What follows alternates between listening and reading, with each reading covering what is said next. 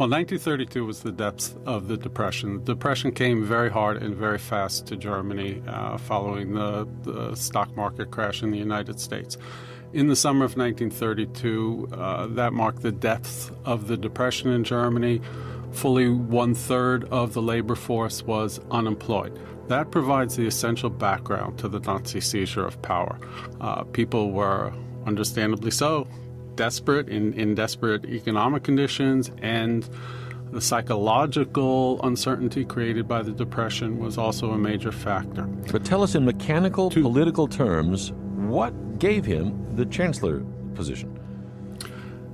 A small group of very conservative, very wealthy, powerful men around the president, Paul von Hindenburg. These men were bankers, businessmen, estate owners, high civil servants, army officers, nobles. They convinced the president to appoint Hitler Chancellor of Germany. Hitler came to power in the end in a legitimate constitutional fashion.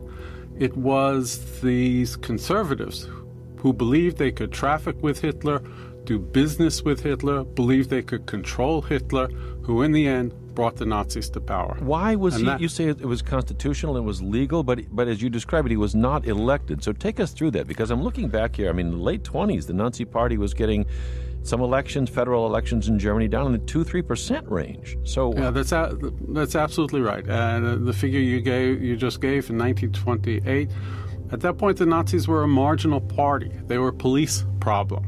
They were not taken seriously by anyone.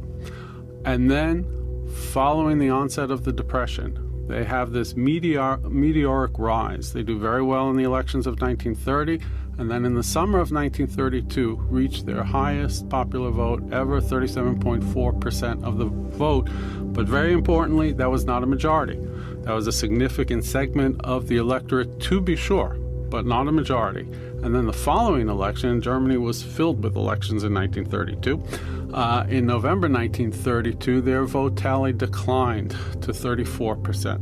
And we can see that in the autumn of 1932, the Nazi Party possibly could have disintegrated. There was opposition even within the ranks of the Nazi Party to Adolf Hitler's leadership.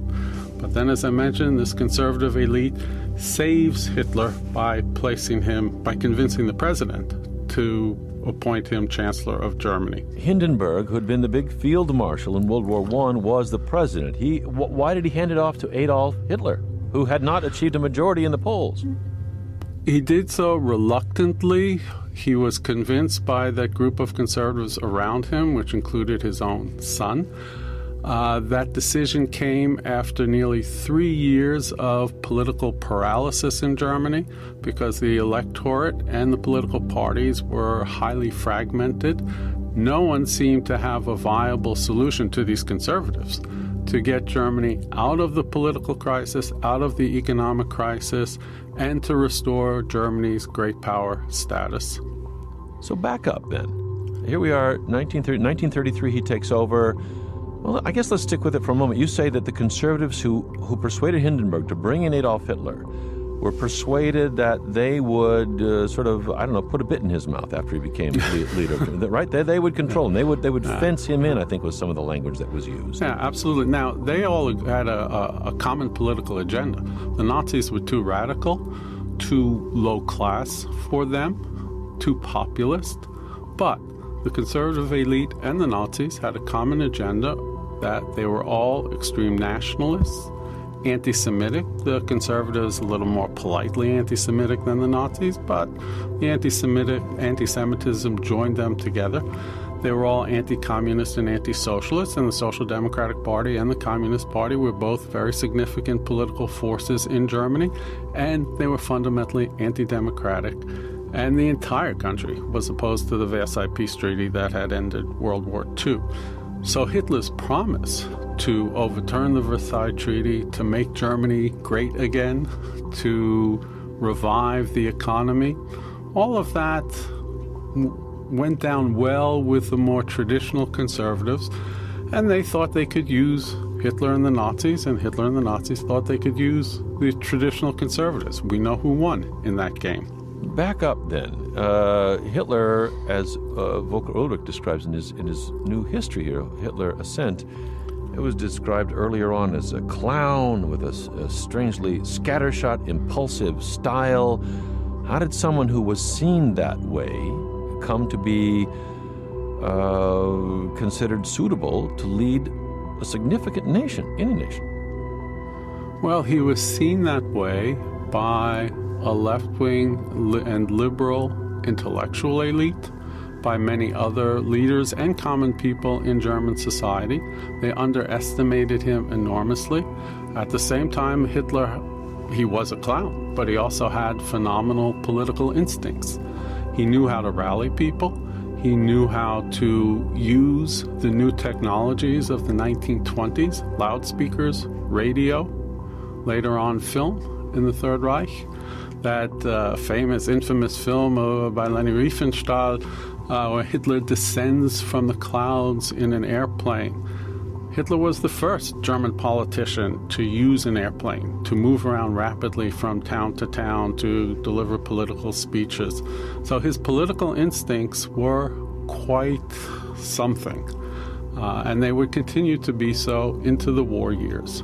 Here was Hitler. This was 1933. He'd been appointed, as you say, as leader of Germany. He delivered his first speech as chancellor. Here we go. In uns selbst allein liegt die Zukunft des deutschen Volkes. I'll translate a little bit here. He says, in our own hands alone lies the destiny of the German people. Only if we raise German people through their own labor, their own industry, their own determination and daring, their own perseverance, only then shall we rise again. Adolf Hitler in his first speech to Germany. It sounds, we've all seen this over the years, but it just sounds like way too amped up for a head of state. Were the Germans accustomed to that by that point? Had he made that normal? No one was. They might have been accustomed to Hitler by that point, but no one was accustomed to it because radio only came into being in 1928, amplified sound around that same time. Political leaders had a hard time figuring out at first how they speak into microphones. Hitler understood all that very quickly. I have to say that for all the years I've studied and taught and written about German history, I still find it hard to understand how Germans found that voice so appealing. Obviously, it's not my native language. I understand it. Yeah. But I still don't understand how that voice was so appealing. And if you read memoirs and look at some of the photos and the films of the era, it even had an erotic appeal. It's pretty wild. Hitler described by a magazine editor in 1930 as a half-insane rascal, a pathetic dunderhead, a fool, a big mouth. Yeah, but that, of course, that was the problem. That was part of the problem, that people did not take him seriously. And by the time the Nazis had won roughly one-third of the electorate, they should have started taking him seriously. How did the more moderate conservatives learn that they were not going to be able to control Adolf Hitler? Well, the first government, by the way, the first Nazi government, had only 3 Nazis in it. The rest were civil servants. You mean the cabinet? The cabinet itself, yes.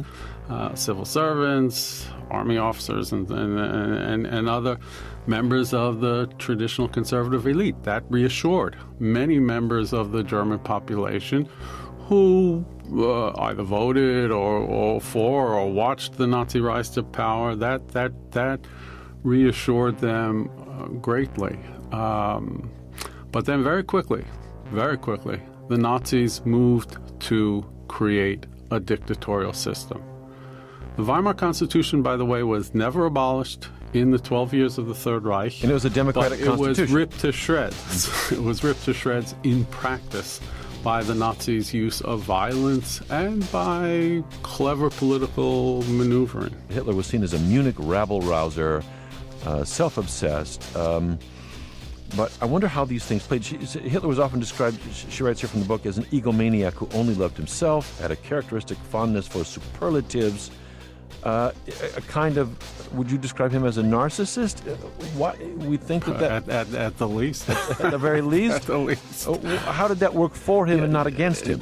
He was all those things, but he also, as I'd mentioned before the break, had very fine political instincts.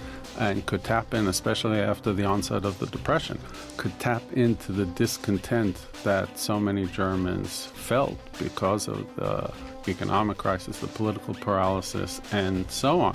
Somehow he made his own narcissism and his own psychology into a powerful political vehicle. One of Hitler's other biographers, Ian Kershaw, has written that at some time, he believes, probably 1937, 38, Hitler came to believe himself all the superlatives that were said about him. He came to believe, indeed, that he was the embodiment of the German race, and that the destiny of the German race was inextricably entwined with his own being and his own personality. I think Kershaw is right on that. I think up to a point, probably 1942, when the war started going against Germany, Hitler was able to parlay that into powerful political support, but not universal support. Again, we always have to remember that. But then it also contributed to the total destruction of Germany in World War II. Kakatani reminds us from Ulrich here that Hitler was known, she writes, among colleagues for his bottomless mendacity. That means untruthfulness. And she quotes a former finance minister saying that he was, quote, so thoroughly untruthful that he could no longer recognize the difference between lies and truth. Editors of one edition of Mein Kampf, she reminds us, described his famous book, Mein Kampf, as, quote, a swamp of lies, distortions, innuendos, half-truths, and real facts. I mean, Germany was a country famous for its history of scholarship, its background in science. If he was a great liar, why didn't that disqualify him? Why didn't Germans see that and run him out on a rail? Germany was a very fractured country, especially after the defeat in World War I and in the German Revolution of 1918-19. There was a very strong, long authoritarian tradition in Germany. There was also a very strong, long democratic tradition in Germany. The democratic tradition went back to the 1790s, certainly to the 1840s and the 1848 revolution. That the democratic part of Germany triumphed after World War I in the revolution of 1918-19 and in the establishment of the Weimar Republic, which was the most democratic political order that Germans had ever experienced. But that republic, which instituted all sorts of excellent social reforms, was a period of great cultural flowering, of sexual reform movements. That republic was also very fragile. It was battered by one crisis after another. It's probably the worst situation for any democratic system to be established in when it had to deal with the consequences of a lost war, the consequences of a vengeful treaty, the consequences of the hyperinflation of 1923-24, then followed by that, only 5 years later, the Great Depression. So we have to imagine a German generation born, let's say, in the 1890s or around 1900 that experienced one immense social crisis after another. Americans have nothing in their history to compare with that succession of crises within one generation. So when you understand that, you can understand why people were looking for some kind of solution. So Ulrich writes, and I'm sure you would agree that Germany was in much worse shape than the United States. These days, of course, it was in bad shape. And yet Hitler talked about it in very, very dark terms. He talked about leading Germany to a new era of national greatness. And Ulrich says, it was better to paint the present day in hues that were all the darker. Everywhere you looked, there was only decline and decay. But was Hitler right in the way he described Germany? You described it. No, he was not. He was right that there was economic crisis, that there was political paralysis. But he was wrong in the sense that the Weimar Republic offered people all sorts of new opportunities that they had never had in the old Wilhelmine imperial system before World War I. The Weimar Republic was offered Jews great opportunities. Although Jews faced anti-Semitism, to be sure, some of the professions from which they had been barred were opened up to Jews. People of different sexual orientations felt freer than they had ever felt before in Germany. It was clearly a period of great artistic and cultural innovation. Now, the Nazis hated all that, and many of their supporters hated all that. The Nazis called it, the marks of cultural degeneracy, often associated that with Jews. So in one phrase, you'd have Jews and cultural degeneracy linked together. But this was a highly fragmented society. For one part of the population, the Weimar Republic was a wonderful, energizing experience. For others, it was the mark of the decline of Germany. Did those who opposed the Nazis see what was happening? Did they see what was coming? Why were they not more effective in opposing? Almost no one was coming. And even communists as late as 1937, these are documents I've read when I wrote my first book, even as late as 1937, 4 years into the Third Reich, communists are writing that Hitler doesn't have long, and after him will take power. I mean, that kind of delusion is almost incredible to think about today. The Nazis were new, and Hitler was new. There were no previous political experiences, political models people could draw upon to make sense of what was happening. Let me go to our callers, if I may. Eric Weitz is with us, author of Weimar Germany. Let's go to Buffalo, New York. Elizabeth, thank you for calling, Elizabeth. You're on the air.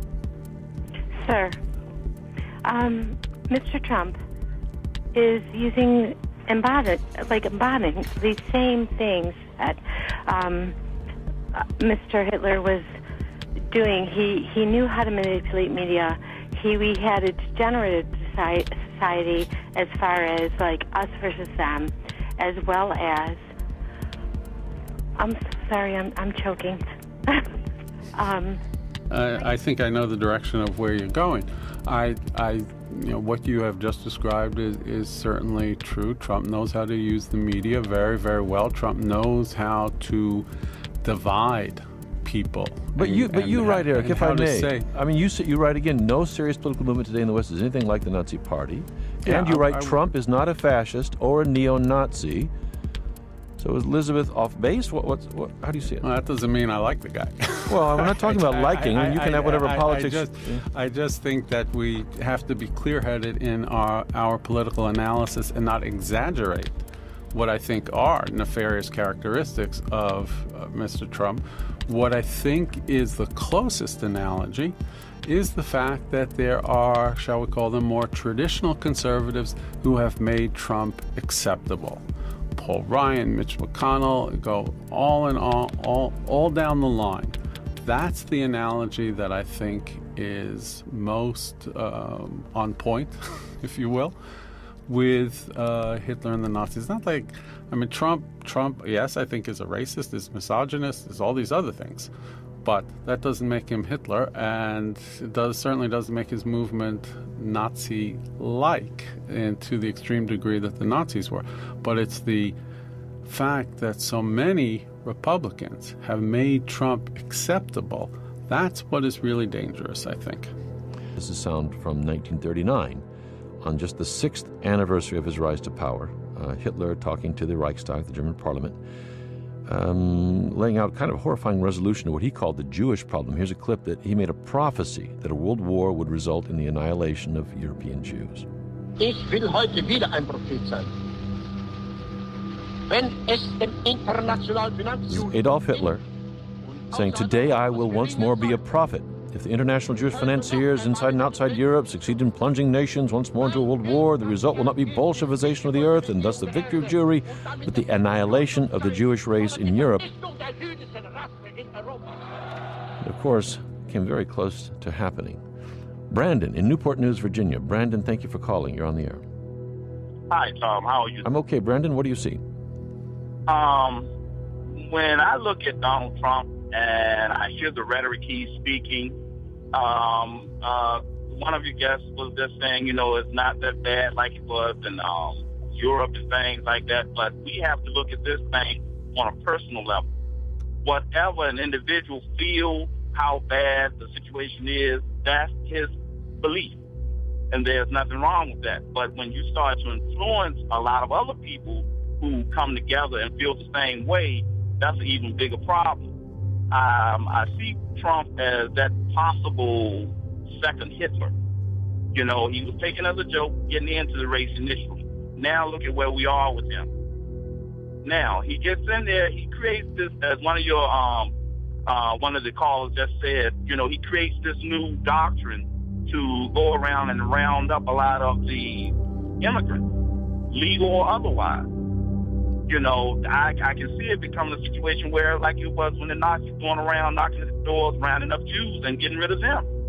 Then after you get rid of let's say he's going after the Mexicans. After you get rid of the Mexicans, what he's going to go after then? The Muslim. When he gets rid of the Muslim, who's going to go after next? African American? I can speak for myself as an African American male. The hunt is already on when you look at what's going on with the way the cops are shooting black men, armed and unarmed. With the type of work that I do, I see it all day long. And I work up and down the Eastern Seaboard. And whenever I go to work in a local government, I go in and introduce myself not only to the town police, but also to the local sheriff. To be good, people will call in and just automatically assume the worst. To be good and careful. And you hear Brandon's worry about the future, Eric? I do hear it, and I share those worries to a degree. The easiest thing in the world politically is for an effective public speaker, and we can debate whether Trump is or isn't, to rally the nationalist or the racist sentiments of people, and then to target the other, Jews in the 1930s and 40s, immigrants, migrants, African Americans today sometimes, as the enemy, the source of the problem. That's the easiest thing in the world to do politically. Trump has done it rather successfully, so has his analogs in various European countries. Hello. Thanks for taking my call. I'm afraid I'm still on the area of he's too much of a comparison. Our inequalities will be addressed. We've heard it over and over and over again from Hillary and from Bernie. Well, I mean, we'll see. Bernie didn't get the nomination. We'll see what will happen. The country has accepted stark inequality for a long time now. But where does it take you, Dorothy? What are you thinking? I'm thinking that I can remember when I was a little girl. I'm 83 years old right now. When I was a little girl sitting in a car wondering why my uncle and my father are arguing about this man, Hitler.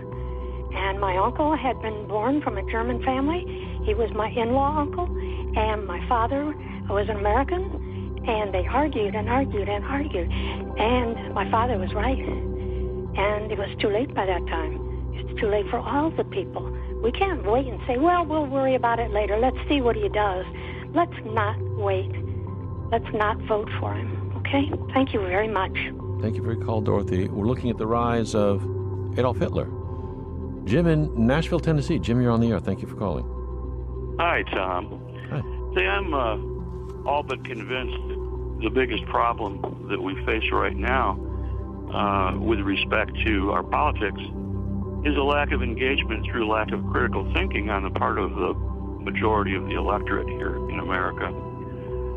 And I'm wondering if there's any analogy to that in Germany in the 30s, where people's individual concerns for their own lives superseded any critical thinking they might do about events that might occur as a result of embracing Hitler down the line. Let us pick it up, Jim. We're reminded again by Michiko Kakutani in a review of Volker Ulrich's book that Hitler, she virtually wrote the modern playbook on demagoguery, and in Mein Kampf, his book, he wrote that propaganda has to appeal to the emotions, not the reasoning powers of the crowd. He wrote, quote, its purely intellectual level will have to be that of the lowest mental common denominator among the public it is desired to reach.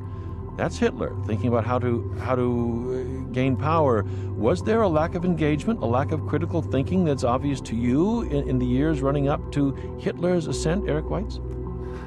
I would not put it in those terms. Germany was, in fact, a highly politicized society, far more politically active and engaged than in the United States today. The problem was the deep fractures in that society, in that political system, so that even socialists and communists on the left could not get together in a common front against the Nazis. Liberals had been reduced to a minor political party, and then there were all sorts of other conservative and then minor conservative and minor left-wing parties as well. It was the fracturing, and that's also worrisome in terms of the United States, that we don't only have a fractured Congress and a paralyzed government in many ways, but that the society is so fractured.